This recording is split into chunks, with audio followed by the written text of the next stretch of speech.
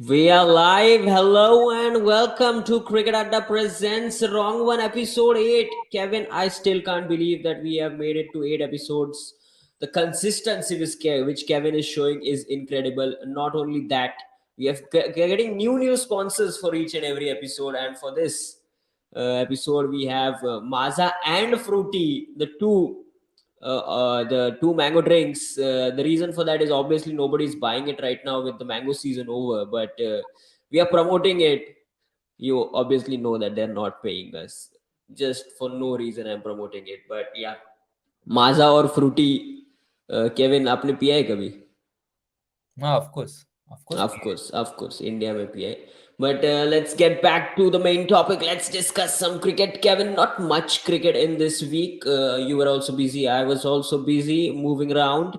I'm back to the place where Kevin will be back in some days, and then we will have an in-person podcast, is what I am assuming, if Kevin shows up on time. But yeah, uh, talking about the cricket, not much cricket, only the India West Indies T20 I series going on in international cricket. And apart from that, I don't think any international cricket was on. The Ashes got over. There are a couple of series lined up which seem very interesting, and the squads have been announced for that. So let's start with that. In fact, Australia have announced a couple of squads, first for the South Africa series and for the preliminary. It's a preliminary World Cup squad. It's a 18 member squad which can change till a certain date, and obviously the World Cup schedule has changed as well, so we'll discuss that as well. Hope my voice is audible because this is a new room. I don't know whether there's an echo or anything. Kevin, if you could just confirm that the audio is perfect. It's good. It's an honor to have you back. Where it all It's, started up. It's a yeah. change of environment, but yeah, Yeah. Yeah, fantastic. Yeah, let's discuss about that Australia squad. So, obviously, you have David Warner, Steve Smith, Travis Head, Mitchell Marsh, and all those batters: Marcus Stoinis, Glenn Maxwell, Alex Carey. The key talking point was no Marnus Labuschagne, and I was like, it's a fair call. He hasn't done extremely well in the ODI format, but at the same time, you were discussing about how he plays spin well, and you need those middle order batters who could play spin well. So, your thoughts on Marnus not being picked in that 18-member squad? And if he's not picked in the 18-member squad, it's pretty obvious that he won't make it to the World Cup, isn't it? yes, I was a little disappointed because I felt that he could have been a backup. He could have been a good replacement as a backup batsman. And considering you have a player who has played in all formats, not in all formats, he's played in all conditions, and he's done well in Test cricket. You could have backed him purely on potential. I know his numbers are not that great, but whom have you replaced him with?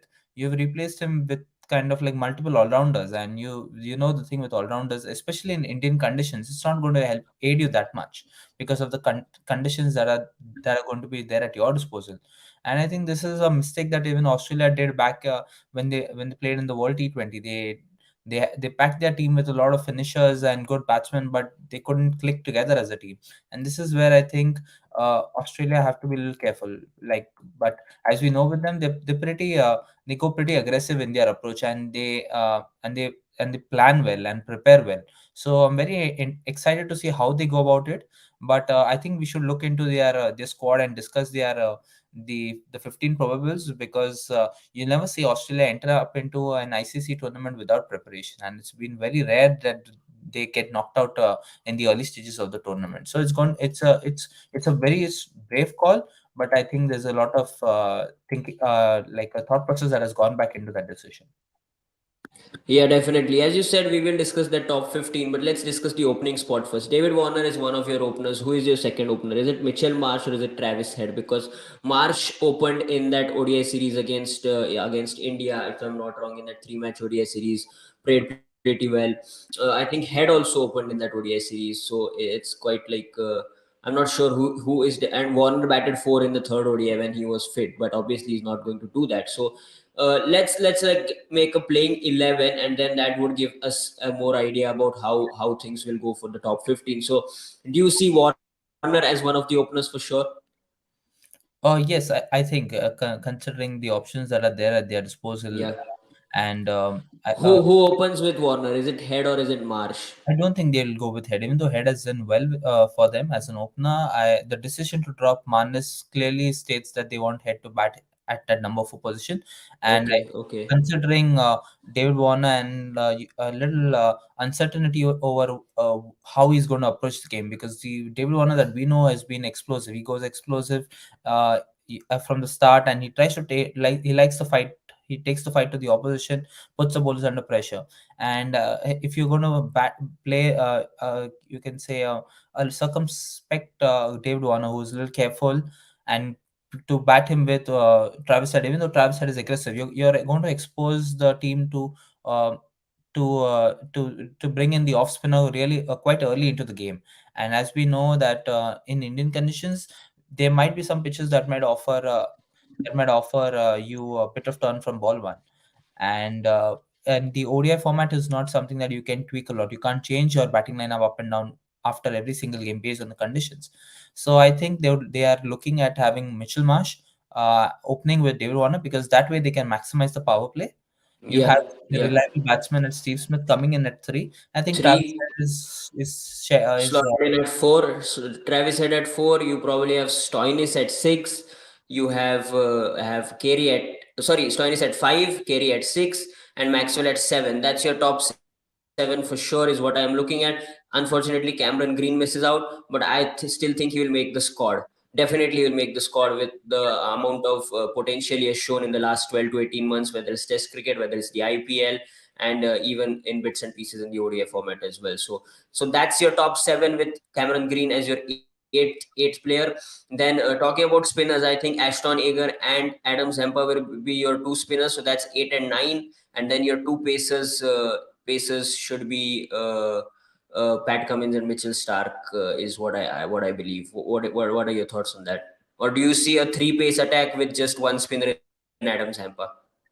no, I don't Because see. they have Maxwell and Head as backup spinners, if as part-time spinners, if they need to play in the 11, if they need to bowl in the match. I think if it's a pitch like Chennai, I think they would like to back Ashnega. Ashton Eager, But yeah. I think if it's a flat bouncy wicket, they would like to bring in another pacer. The issue with Australia is they have a lot. They pack their team with a lot of all rounders, and so I'm little I'm not sure like as to how they like, because you have Mitchell Marsh and Marcus Stoinis, and I think we saw in the recent ODI series where Marcus Stoinis was opening the bowling Yeah, yeah. with Mitchell Stark, and he did pretty well, especially up against a powerful batting lineup of India. He did pretty well. So I'm presuming that the go-to move would be to go with two pacers. They could look like Cameron Green is definitely a guy on the who's going to be wait on the sidelines. I wonder who's going to be the backup batsman. They going to have a quality bats backup batsman in their lineup, because I don't think you need more bowlers. You can have just one more extra pacer. I don't think there is a need for an extra spinner, because he's not going to give you a much. You already have in your playing 11. You can have four spin options. So I don't think there's a need to bring in have another spinner in the lineup. So let's see how they think of how they go about it. It's Let's interesting. do it. Let's do it. Let's do it. Let's do it. Just to unfortunately to break your flow, but yeah, as we said, let's do the 15. So this is David Warner, Mitchell Marsh. You have Steve Smith, as you said. You have Travis Head at four. You have Stoinis at five. Alex Carey is your keeper at six. Glenn Maxwell at seven these days. This is your top seven. Let's go in with Cameron Green as another player. Then you have Ashton Agar, as we discussed. These are the squad players, right? Yep. Adam Zampa. Then you have Pat Cummins, the skipper. Mitchell Stark for sure, and George Hazelwood is going to make the squad for sure. So this is your 13 now. We have 13 players. We have two spots remaining, Kevin. As you said, backup batter, backup pacer. You said they won't go in with another spinner because two already they have in Adam Zampa and Ashton Agar, and then you have Glenn Maxwell and Travis Head to bowl as well. So you don't see a Tanveer Sangha making it into the squad, is it? No, my opinion is I hope they don't pick him, because Mm-hmm. he doesn't have that kind of an experience in this. Mm-hmm. But considering we know, like when it comes to Asian conditions, Australia they might want to just pick someone out of the blue. So I think they might they have because they have given up on Marnus. I think that extra spot that they have for a batsman, I think they'll give it to a bowler. So maybe they'll have. But yeah, I think they need an backup keeper as well because none of the top six, none of the top five keep. So, do you think Josh Inglis has to make the squad because say something happens to Alex Carey, you need, and Josh Inglis can also be the backup batter, say for anybody in the top six with Cameron Green already being there as an option. Yes, yes, I completely So agree. Josh Inglis, yeah, Josh Inglis makes the squad for sure. Now you have one spot, so that's the talking point, as you said, whether it's an extra pacer or an extra spinner. So if it's a pacer, I think they go in with Nathan Ellis, and if it's a spinner, then the option they seem to have is Tanveer Sangha, isn't it? Yes, yes, it is. And what about the left arm pacer who Yes, not the left arm pacer, sorry, yeah, I yes, just got confused. Yeah, Nathan Ellis slash Tanveer Sangha. This seems to be the squad for Australia. Once again, George Bailey, if you're listening to this, you can thank us later and pay us whatever you are getting as a monthly salary from Cricket Australia. We have done your job. Just go with this squad. You should make the semi-finals and you can thank us later. But yeah, looks like a solid squad. Just to wrap it up, looks like a very solid squad. Covered all bases, good batters, left-handers as well, good spinners, Zampa and Iger. You have off spinners in Maxwell and Travis Head, and fantastic pacers once again with Stark, Cummins, and Hazelwood, isn't it? yes, it is. Yeah, fantastic for Australia. Looks really good. Just that the captain, I'm not sure Pat Cummins is a captain, but they don't seem to have an option. Just before we move on to the Indian team and that T20I series, just a quick thought on Mitchell Marsh being appointed as a T20 captain, and the thought behind Steve Smith is supposedly going to open the innings for Australia against South Africa, and then based on his performance, maybe opening for Australia in the next year's T20 World Cup as well. I'm surprised actually because I thought Hmm. they were looking at Cam Green to open the innings. Yeah, yeah. So Yeah, especially against India last year, if I'm not wrong, he opened, scored two fifties, and that too pretty quick, and smacked some really high quality bowlers. So yeah, Akshar Patel and all were having a great series. If I'm not wrong, Akshar picked up six, 7 wickets in that three-match T20I series. He smacked him. He smacked Chahal. So yeah, even I'm surprised against Steve Smith. He's not playing the IPL. He's not getting a gig in the IPL. Yes, he scored those back-to-back centuries in the Big Bash, but we all know the quality of Big Bash. Say, not many players have managed to come out of the Big Bash and perform in the IPL, so I'm surprised as well. But just Mitchell Marsh appointed as T20I captain because no real other option you could see because Cummins, you don't know, is not the best of T20 players, and apart from that, probably Maxwell was a good option. I thought Alex Carey. They could have gone with Alex Carey, but Yeah, Carey as well. Yeah, yeah. maybe are they looking at Josh Inglis? I'm not Maybe, yeah, I'm not sure, maybe, yeah. but I think Hmm. Australia have never No, had. no, I think Wade plays in the T20I format, right? Or no? Yeah, but I think he's pretty past. He's 36, His 37 prime, yeah, now. 36, yeah. Yeah, but another World Cup maybe next year, June 4 to June 13, US, Kevin sponsoring us and all, we never know. But yeah, so that's the news from Australia. Just a quick inside news. It's not inside anymore. It's pretty much out in public there that Joss Butler wants Ben Stokes in the ODI squad, and he might have a conversation with Ben Stokes based on that. And he could just message saying World Cup question mark, like how Ben Stokes did it to Moeen Ali, Ashes question mark, and then Moeen Ali replied with LOL. uh, LOL का मतलब है lots of love. आपको लग रहा होगा laugh out loud, नहीं. It is laugh out loud. But yeah, your thoughts on that? Do you see Ben Stokes coming back or no? And even if he does come back, England has a lot of options. Let's be honest. They have Harry Brook, they have David Malan, Joe Root is going to bat at three. You have Liam Livingstone, you have Joss Butler, you have say a Phil Salt, you have Johnny Bairstow and Jason Roy to open the innings if you want. So there's a lot of options. So and I think I'm missing out somebody despite all. Moeen Ali is going to bat in the top seven. So that's a lot of options. Where do you fit in Ben Stokes? I mean, obviously, if Ben Stokes says I'm available, you pick him. Close your eyes and pick him. But I do they really need him? What do you think? Yes, I think he brings in experience. He brings in calmness. I don't think Mhm. like the way I've seen David Malan play in the 100. I think he's not, he doesn't look to be a reliable option in ODI. He's done well, but I think he's done well against he's done well in the B kind of teams that England have been playing. And I think we can pull up the, we can we can make a squad, and I can, and we can discuss as to where you need him in the 15. But I think if like you see the schedule that England has, I think he'll return back, because they don't play any test cricket till the time they come to India. And I don't see Ben Stokes preparing well for that kind of like series, because I don't think he needs to bowl. He's going to be required to bowl a lot on those kind of pitches. And from batting perspective also, I don't think there's much he can tweak to his game as to how he's playing. Uh, Yeah, yeah. So so you said we will make the squad and all. Let's do one thing. I don't know your availability about next weekend. How is it? Are you available on a Saturday or a Sunday? I think I'm available on Sunday. So next Sunday, with very less cricket being played right now. Like we have this series. This series gets decided today, and then we have the Ireland series, which is of no significant importance, with nobody going there apart from Bumrah and Prasidh Krishna.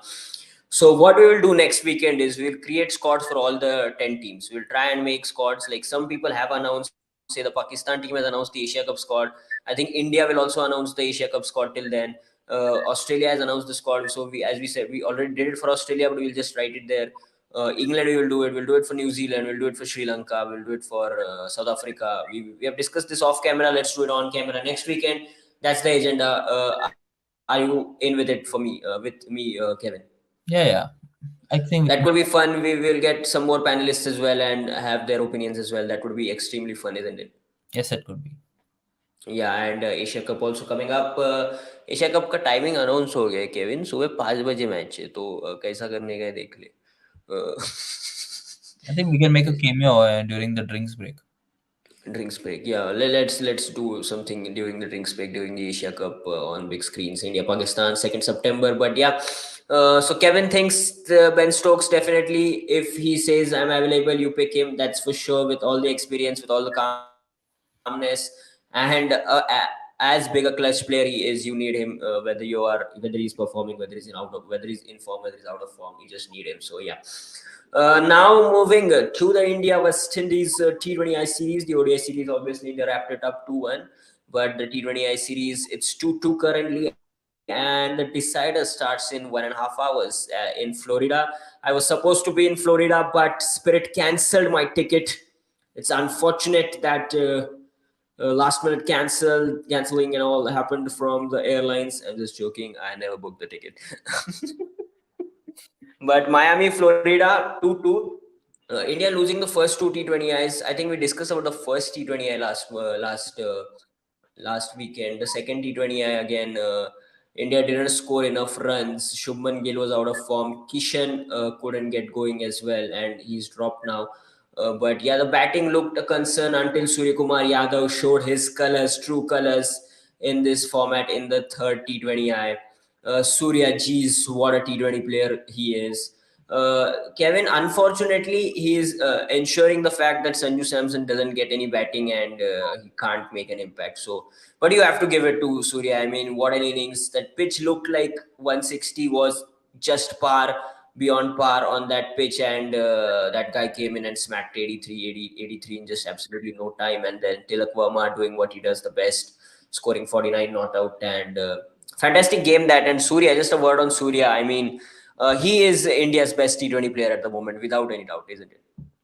Yes, he's been India's. He's been like a kind of like a shining light in India's T20 team, and he's walked the talk. He's been very confident, aggressive, and it also helps when you have the backing of the management, because you're not criticized for the shots that you play. In case like there will be games that he's going to lose you, and he must have lost your games as well with some of the with the Yeah, short yeah. strikes, but you still back that kind of a player. And I think I'm good, it's good for him. I'm happy for a player like him, but I don't think every other player is going to get that kind of backing. And it helps to come when you play for a big franchise, that you can afford to do so. And I'm very happy for his success and all. But I think that for a player like Surya Kumar to be successful, and for the team to be successful, you need a sensible guy to bat after him. so that you're not completely putting all your eggs in one basket. And it's good. Like I'm happy that he's batting at number three. I hope he continues to bat at number three. If tomorrow, in case they have to get Virat Kohli back in, I hope they bring in him at number four, because he whenever he comes into the game during the power play, he makes the most of it. And then after that, it becomes very difficult for the opposition captain to get him dismissed. And you have this with T20, you cannot you don't bowl 4 overs on the trot. You kind of like you keep on shuffling a bit, and he knows how to you put the ball under pressure. And it's very interesting. I hope he does it in the matches that are most important, because I don't think he has done well in the high profile games when it mattered the most. He is flattered to deceive. So it's difficult to kind of like say whether he's the best T20 batsman that we ever had. For me, it will always be Virat Kohli, because he did it under pressure. He did it against the best opposition. So I understand statistically Surya Kumar has the best this kind of like you can say stats, but we don't take into account the pitches as well. And you can see in the last two pitches, both good pitches for batting, and you see the batting lineup how it has come, it has sprung back. And Yeah, yeah, yes, and we cannot even like this is West Indies we're talking about. Like, and it's true. a team that didn't even qualify for the T20 World Cup. So it's No, okay. I think they've qualified for the last year. You're saying last year? Yeah, Last last year. Yeah, yeah, yeah, yeah. So it's like you can, yeah, it's digging too much into the statistics. I don't think it's of any use, but it's entertaining cricket that he has kind of played. So I'm very happy for him. And I think the doors for Sanju Samson are completely closed, in my opinion, for the World Cup. And I think now when you have a guy who's playing at number three, number four for India in T20 World Cups, I think you need to back him in the World Cup also at number four. Trying to play him at number six, I think completely it's a bad strategy in my opinion. Yeah. Yeah, that's something which needs to be discussed. I don't see them backing him at number four in the ODI format. He is going to bat at number six, is what I believe. Whatever happens, I think Hardik bats at five, and then whoever is available between KL and Shreyas. Hopefully, KL is available. KL bats four, Hardik five, and then Surya six is what they are looking at, is what I believe. But yeah, coming back to the T20I format, just let's address the elephant in the room, and that Hardik Pandya thing and all that. What happened? So Tilak Verma was batting on 49, not out. India needed 2 runs of 14 balls, and Hardik was on strike, and he could have easily taken a single, given the opportunity to Tilak Verma not only to achieve his 50, but also to win a game, to finish off the game for India. But what Hardik Pandya chose to do was hit a six down the ground. There's also a clip which shows that Hardik Pandya said to Tilak Verma that तेरे को खत्म करना है, and तक रहना है, एनो का फर्क पड़ता है, एनो एज इन नॉट आउट का फर्क पड़ता है. So there are a couple of questions I wanted to ask Kevin. Is he suggesting that NO से मतलब not out से आपका average बढ़ेगा, and that will like show it in the stats, and that's something which the selectors consider? Is it where he is going? Is that the thing which he was trying to suggest, or he was just trying to suggest that you have to end the game, you have to finish the game and stay till the end?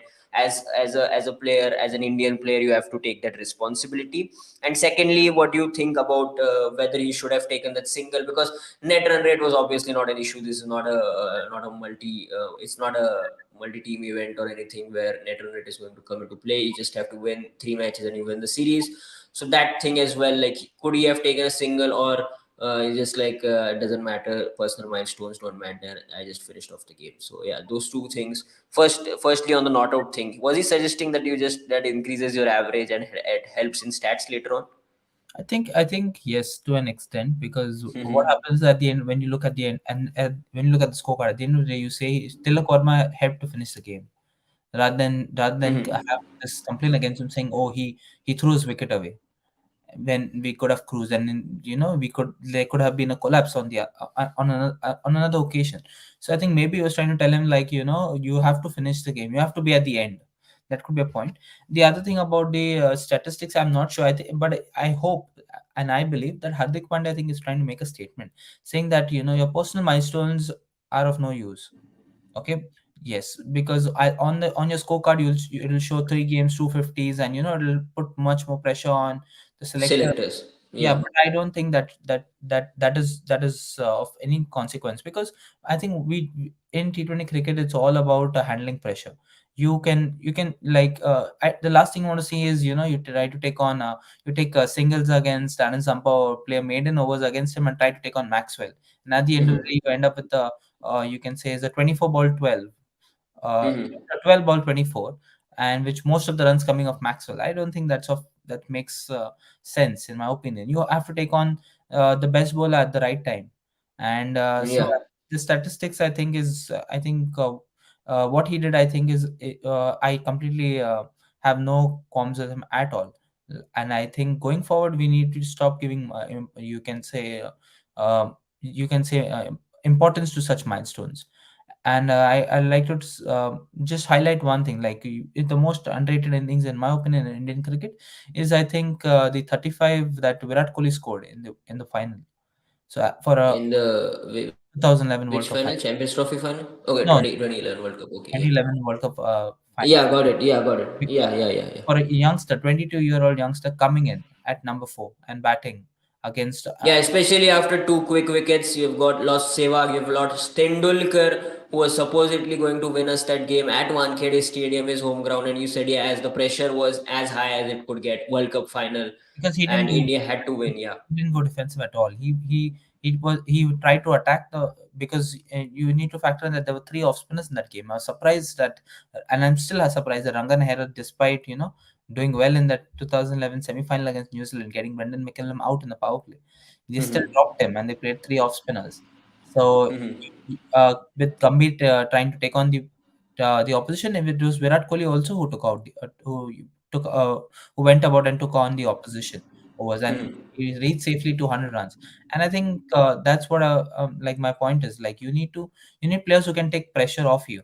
So if you're batting with a guy like you can say like uh, so if Tilak Verma is the one who's taking the aggressive approach, you need, or Surya Kumar Yadav for that matter, you need the guy at the other end as well to kind of like shepherd in. Like you don't want him to kind of like be a little more defensive and over cautious and say I'll hold one end and you be the aggressive, because that gives the bowling the opportunity to make come back into the game.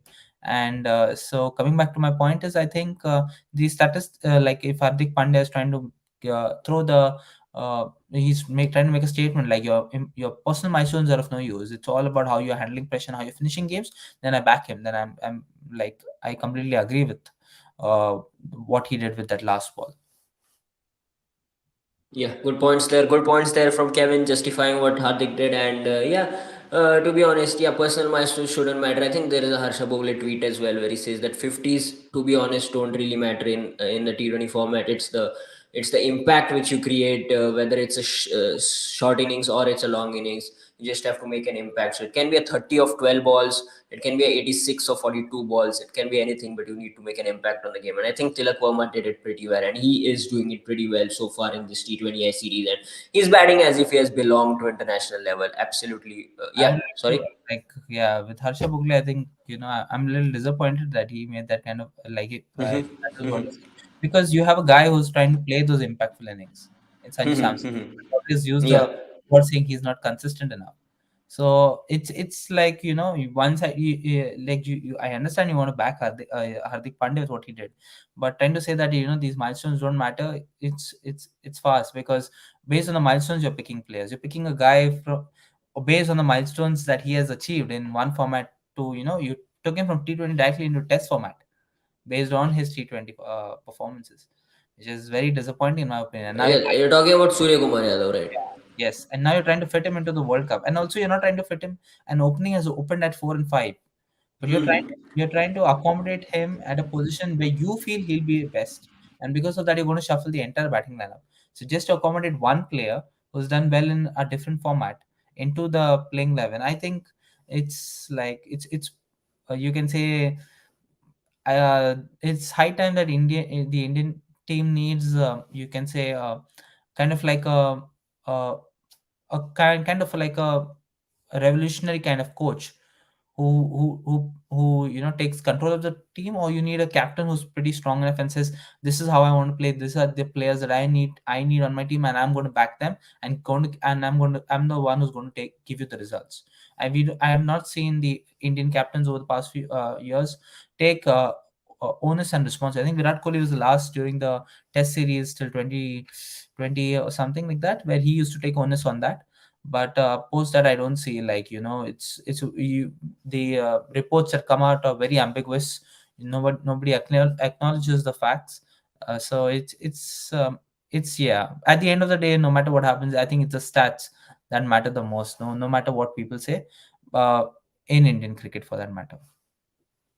Yeah, interesting. But I don't think Harsha Bhogle has ever criticized Sanju Samson for his consist. I mean, I don't remember, but from whatever like I've seen him on CricBuzz, he's always said that Sanju Samson should be in my team any day. Like he was suggesting some of those things. The way Sanju Samson bats, he's obviously a big fan of him, and he talks about how big an impact he has made for Rajasthan Royals and all. But yeah, I get your point. What you're saying, that Sanju Samson hasn't been backed by the Indian team. Probably yes. Again, what I didn't like about Hardik Pandya was that probably Sanju could have batted at 5 that day with just 20, 25, 30 odd runs required. Could have got an opportunity, say, get a 15 not out, 17 not out, and just boosts the confidence of a youngster. Because Hardik is going to obviously make the 11, make the 15, irrespective of where India travels, whether it's the ODI World Cup or the T20 World Cup. So Sanju Samson, who is like struggling to get opportunities again yesterday as well, he didn't get to bat. Obviously, not his mistake. That Shubman Gill and Yashasvi Jaiswal were just fantastic up at the top. We'll just discuss about that as well. Gill, the story or the narrative about Gill that was being told on social media or on Twitter was that he scores runs in Ahmedabad, but fails to score runs in other locations or other venues, and suddenly he comes to USA. And I think that he just assumed that a lot of Gujaratis live here in USA, and then finally got a big score, and he was fantastic to watch. Again, Gill is obviously, whenever he's on song, he is one of the best players in the world at the moment. He's just fantastic with his timing, with his sixes, with his boundaries. And Jaiswal, I mean, just carrying on what he did in the IPL, fantastic from him as well. And India chased 178, 179 with utmost ease, 17 overs, and Tilak was promoted at 3. But actually, it was the bowling which we have to give credit to. Arshdeep Singh picking up 2 wickets in the power play, and then Kuldeep striking twice in that over, getting Pooran and then Rohman Powell. So, just a quick word on Kuldeep, who has been doing absolutely brilliant, whether it's the ODI format or the T20I format. And he seems to be the first choice spinner for the ODI World Cup as well, isn't it? Yes, he is, and I'm very happy for the way he's been bowling. I want to see in what stage of the game he's been bowling as well. I'm not really Mm-hmm. follow that much, but I think he does well, because I think he does well when he's a kind of like a bowler. Like when you try to be defensive against him, he take you. He can get you a lot of wickets. If you try to be aggressive, also it depends. Like if the pitch offers him, turn and bounce, then he's going to be very effective. So he's it's like, you can say is, I would like to like always see him bowl with a finger spinner, because you would need a some like there will be days that he'll be going for runs against guys who can use their feet very well, because he's the type of bowler doesn't who you can say he doesn't bowl quick through the air. He's more of, he tries to deceive you in flight. So such kind of bowlers, like on their day, they can take 5 to 6 wickets. And if you see his record, I think he's taken a lot of fofas since uh, Yeah. since he's come back post 2019 into the team. So, but such kind of bowlers can also be dangerous when you're trying on you can say on pitches that you can say on flat pitches, because they might go for a lot of runs as well. So I think I'm very happy for him the way he's made a comeback. I would always like to see him bowling with maybe like a Jadeja for that matter, or Yuzvendra Chair, because it helps his kind of game. Because when you have a player like at the other end who's going to kind of put pressure on the opposition, he's the one who's going to take the wickets. So it's a very good combo, and I'm very keen on seeing whether India is going to continue persisting with Akshar Patel. I know it's not his fault that he's in this kind of like bowling lineup. He's the one who's bowling kind of like the tough overs. but I feel for him, like he just like Stuart McGill lived in the shadow of Shane Warne for a lot of his career. I think Akshar Patel, for that matter, might also have to wait for his turn under Ravindra Jadeja's shadow. And it's just coming back to Shubman Gill. I think he's done well, but I think in the back of the head, like there are doubts over him whether can he only perform on good batting wickets or on, and because on challenging wickets he has not kind of like given you the kind of confidence that you would want from him. And I think it's all on the captain and the coach as to how they want to back that, the kind of player. Are you going to back him like kind of like a Grant Elliott who didn't do anything during the World Cup, but in the two knockout games that mattered the most, he stood up? Or are you looking for a guy who is going to be consistent throughout the group stages, and on the day that you need him the most, in the knockout game, he might just the law of averages might catch up with him. So it's very this on that matter. Coming back to, I think you like the decider game, I'm very keen on seeing how what happens. I wish like India bat first, because I want to see this. It's a good wicket. I want to see how they go about, because I want to see their approach is something that I'm very keen on viewing. So let's see. I think Alzari Joseph didn't play the last game, and I think Odion Smith came in. Yeah, Odion Smith came in. There were a couple of changes for West Indies. Shea Hope came in as well, and Holder was back. So, yeah, as you said, the decider. Let's discuss about that. I don't see India making any changes again, going in with the same 11. You have Jaiswal, Gill at the top, Surya at 3, Tilak Verma at 4, Hardik at 5, Sanju at 6, Akshar at 7, and then Chahal, Kuldeep, Mukesh, Arshdeep, the 11. With West Indies, you could possibly see a couple of changes. I think Brandon King has been disappointing, is what I believe from what I've seen. Apart from that, Kyle Mayers did have a couple of decent knocks, probably, but yeah, question marks over him as well. But yeah, Puran and Hetmeyer. Puran has to be the key once again, because he was the guy who scored those two, scored at 67 in the second T20, and even in the first T20 he got a 40 if I'm not wrong. So Puran has to be the key, along with say a Robin Powell, who could get going on his day and just smash you out of the park. So as you said, small boundary, good batting wicket, another like a belter of a pitch you could probably expect if India bat first. They would like to get that around 190, 195, 200, if not 200. So yeah, uh, do you expect any changes from the West Indies 11, or you see it being similar? Do you think Joseph comes in if he's fit? Yeah, I think he should slot into the team, because Yeah. Mm-hmm. he goes for runs. He's the kind of like a bowler who's got like that X factor.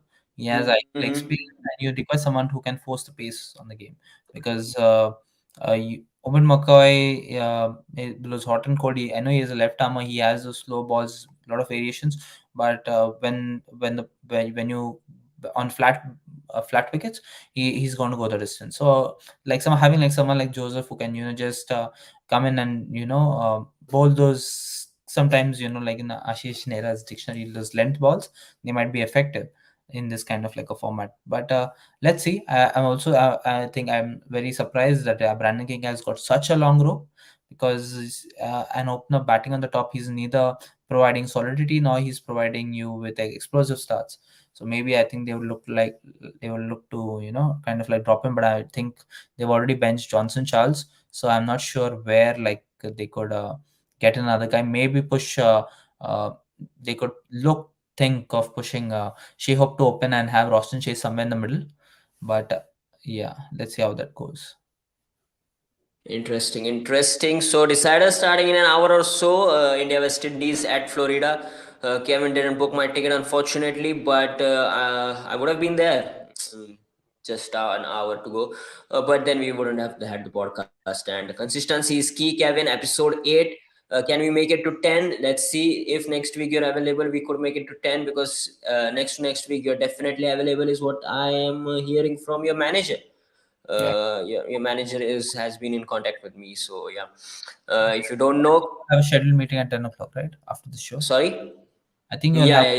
yeah, you have meeting scheduled at 10 a.m., and then you are busy throughout the day, No, I even met if my it's manager is going to meet you, I think, in your yeah. office at 10. Yeah, I mean, I keep in touch with your manager because I need to. Because unfortunately, it's very difficult to get Kevin on the stream. You think that he's coming every week, and just normal business for him. No, no, not at all. You have to say message him 17 times, call him 3 times just to make sure that he has woken up on time. Revealing a bit too much there, but yeah, moving on to the final topic of the day, which is the India squad once again, and let's see if there are any developments. What do you see, Kevin? Have they announced? Not, I don't see any developments being made there, because the what I'm hearing from some of my inside journalist friends is that KL Rahul might be fit for the Asia Cup, and that's why there is a delay in the announcement of the squad, because they're hoping that KL Rahul is match fit, and if he's fit, then he definitely comes in as the wicket keeper, and then there are question marks over Sanju Samson. But if KL Rahul is not fit, then Sanju still makes the squad. That's the only talking point, is what I believe, because apart from that, Bumrah, once he plays those three T20 eyes and you think he's fit, he makes the squad, and then you have Shami and Siraj as the other two paces. So yeah, Kevin, just talking about KL Rahul, Shreyas Iyer is what I believe still not fit for the Asia Cup. Definitely not for the Asia Cup. Hopefully for the Australia ODI series. But yeah, word on KL Rahul and Sanju Samson. Uh, yeah, like I hope they don't rush him into keeping. I think the first round, I think I hope to see Ishan Kishan continue to keep wickets for India. But then where does Kishan bat? If KL Rahul is playing in the 11 as a batter, again that will cause an issue, right? Do you bat Kishan at 4 and then Yeah, KL at 5? you have to bat him at four. You have to Okay, okay, for the okay, initial games. okay. I think you look to bat him at four because you don't rush KL back into action so quickly. And keeping is not that like a 20 game is a different format, but like 50 games, I think 50 overs, yeah. Oh, sorry. Yeah. 50 over games, I think you can't just bring him back and start keeping. And also we need to factor into we have to take into factor the point that these are going to be pitches where the spinners are going to come into play a lot. And you require someone who's going to be behind and grab those opportunities. And so I think they need to take it a bit slow with KL Rahul. Like and now that you have Ishan Kishan in good form, might as well use him because you're backing him. And let's see how it goes from there. I think you should not tweak much with your lineup in case that, like, follow the Sena country's perspective, that in case if a vacancy opens up in a particular position, you play that player at that position, even though it might be out of place for that player. But the thing is, you don't want to kind of like you can self-destruct your entire team just to accommodate one kind of player. So if Shreyas Iyer doesn't make it, I think then you have to play at least for the initial two games. You have KL Rahul bat at five, and you have bring in Ishan at four, and see how that goes about. And then you can look to switch keepers during the in the mid innings. So maybe after 25 overs, you want to give him a kind, like you're in a good position. You want to give him to keep. I think you can consider that option. So let's see how it goes from there. But we're slightly disappointed that Shreyas Iyer is unfit for this. So Yeah, yeah, series. that's disappointing. That's disappointing because Shreyas Iyer was the prolific run scorer at number 4, and it seemed as if he has solved the problem for India. But very wrong time to get injured, and then obviously the surgery has taken long to recover. So you never Yeah, know. Probably he's fit. Yeah, it's this is the first time I've seen, like, a team going uh into World Cup, playing a World Cup at home, and you have so many players. You had yeah, your two who are going to, like, it's going to be like kind of like an Avengers. You're going to assemble your team from different places just for this yeah, kind of like for the Asia Cup, for the World Cup. Because if you look at India's squad, like you had Ravindra Jadeja. Did he play I think he played the ODI series. Yeah. yeah. He did. He Shami did. and Siraj, who didn't play there, they're going to bowl together for the first time in a very long time. You're going to have Rohit and Kohli didn't bat in the whole series. I mean, Rohit batted for a while, but apart from that, yes. So he didn't. you're going to have Rohit, you're going to have Gill. There you're having how many players coming back from injury? You have Bumrah, you have you have Bumrah, you have KL Rahul, you have Shreyas Iyer who going to come, who are you expect to come back from injury. Your backup keeper in Rishabh Pant is not going to make it in time for the squad. You have Prasidh Krishna, who I was surprised that they were even considering him like as a fourth option, but even he is coming back from injury. So a lot of players, and I've never seen that any time happen with any home side. and you can't blame India that much for saying that, oh, they didn't prepare well. Well, they were preparing with Ishan Kishan considered to be the replacement for Shikhar Dhawan, and I think that an extraordinary few months of good cricket played by Shubman Gill has completely changed your plans. And now with the kind of pitches that he's played on post the IPL, and I think there are doubts in the mind of the coach and captain for that matter. For is he just a flat track bully, or does he have the game to to fit you can say suitable tracks? Because I don't recall an innings from him played on on a tough track. I don't know if he's been successful, because even in India, for that matter, he's not. I think he's got 100. I don't remember against which team. Was it New Zealand for that matter, or Bangladesh? I'm not. Yeah, he got a double hundred against. No, You're no. asking about the Test, ODI format? test. Test format, he has got 100 against Bangladesh and against Australia, but the one against Australia was on a flat track in Ahmedabad again. Ahmedabad, his favorite venue.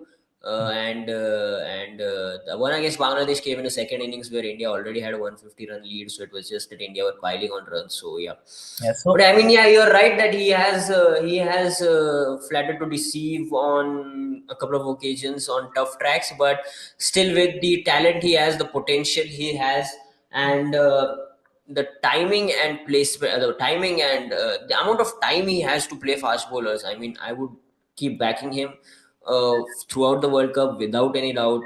He yes, is the because future for why sure. Yeah. the point that I'm making is that when I say tough conditions, it's like you're exposing your top three right-handers who have Yeah. shown Yeah. to have shown that that when you a good left arm seamer comes, when they come across, they have not they have not kind of like dominated them.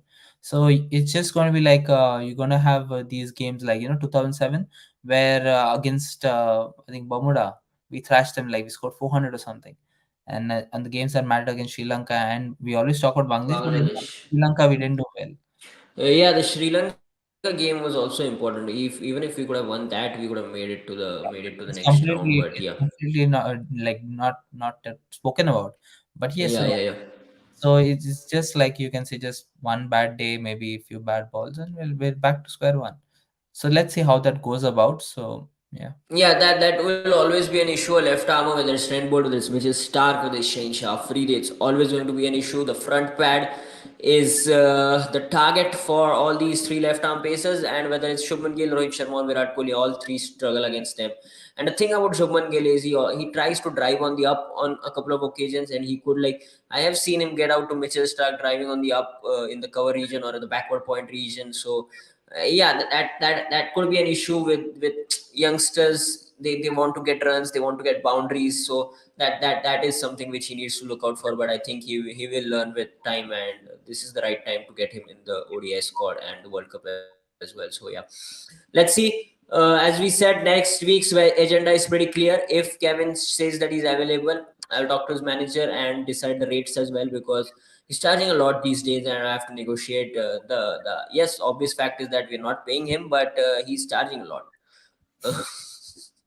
I mean, he can quote anything. Whether to pay or not is our decision at Cricket Adda.